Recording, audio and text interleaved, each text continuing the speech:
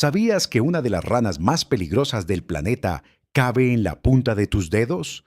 Se llama rana punta de flecha, y sus colores brillantes no son adorno, son una advertencia.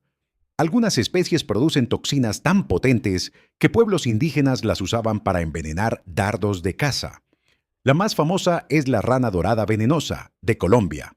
Su piel puede contener suficiente veneno para matar a varios adultos, pero hay un detalle increíble. En cautiverio pierde gran parte de su toxicidad, porque el veneno viene de lo que come en la selva.